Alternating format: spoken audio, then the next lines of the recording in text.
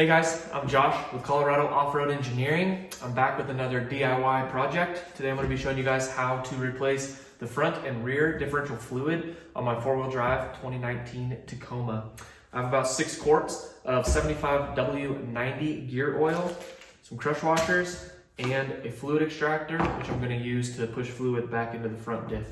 So as always, I'm going to show you guys how to do all these steps in less than 2 minutes. So let's get started. I just called my local Toyota dealership and they quoted me $180 for the rear and front. So a total of $360 to do this service.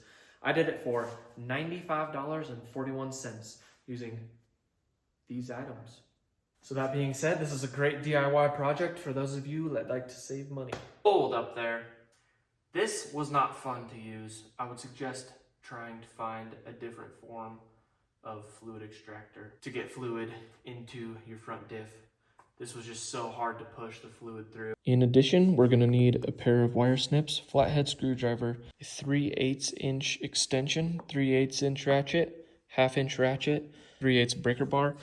We need a 12mm socket, 10mm hex socket bit, 24mm socket, a torque wrench, and oil pan. Starting at the rear differential, I have my oil pan here. Start by undoing the fill plug. Break the bottom drain plug. A little bit of gunk, nothing I'm too concerned about. Replace the washer with our new washer. Place the crush washer on your fill plug. Once it's done draining, put your drain plug back in. That's snug but not too tight. Then using our gear oil, snip the top and fill until it starts to come out. Plug.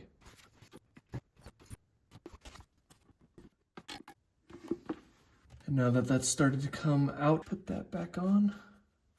Get that snug and torque both of these to 36 foot-pounds.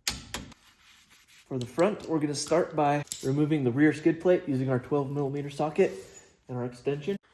Now coming from the front of the truck, here we have our fill plug and our drain plug. We're going to loosen those using our 10mm hex socket. Break your fill plug loose first, and then your drain plug. Your crush washer also stayed in this slot, then we're going to need to get it out. Replace the fill plug washer and place a new washer on the drain plug. My drain plug had quite a bit more sludge than the rear, but it is what it is. Thread the drain plug back in. Then we'll start filling.